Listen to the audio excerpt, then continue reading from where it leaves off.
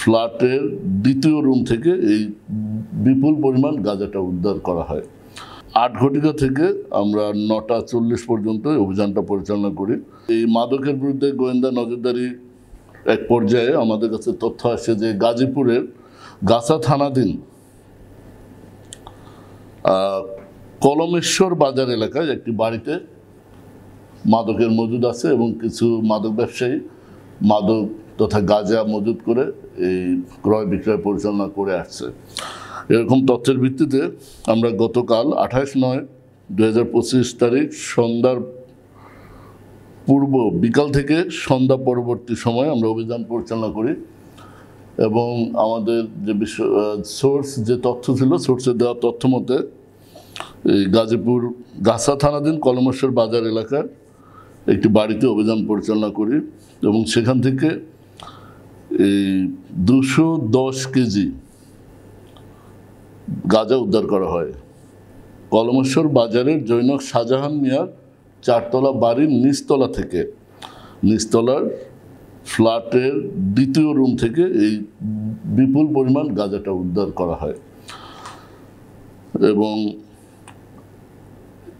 2025 গতকাল রাত আনুমানিক 8 ঘটিকা থেকে আমরা 9:40 পর্যন্ত অভিযানটা পরিচালনা করি এবং এই অভিযানকালীন গাঁজা হেফাজতে রাখার অপরাধে সুফিয়া বেগম 37, রোজিনা বেগম 27, শাহিদা বেগম 20, মোসাম্মদ ফারজিনা বেগম 20 এবং পলাতক আসামি নাইম হোসেন, এদেরকে এই পলাতক আসামিকে আমরা গ্রেপ্তার করতে পারিনি, বাকি 4 জনকে আমরা গ্রেপ্তার করেছি এবং এদের এই গাঁজা ব্যবসায়ী আসামিদের কাছ থেকে 210 কেজি গাঁজা, 2টি মোবাইল ফোন এবং গাঁজা পরিমাপের 3টি ডিজিটাল স্কেল মেশিন উদ্ধার করা হয়।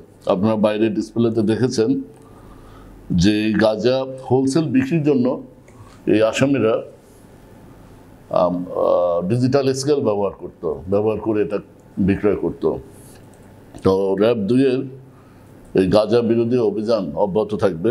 আমি আবার বলছি, আমাদের গোয়েন্দা নজরদারির ভিত্তিতে আমরা গাজীপুর গাছা থানাধীন কলমেশ্বর এলাকায় একটি বাড়ি হতে 210 কেজি গাঁজা, 4 জন আসামি এবং এই গাঁজা পরিমাপক 3টি ডিজিটাল মেশিন উদ্ধার করি।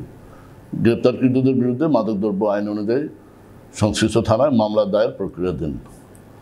এর পিছনে পলাতক আসামি নাইমকে আমরা গ্রেপ্তারের জন্য চেষ্টা করছি।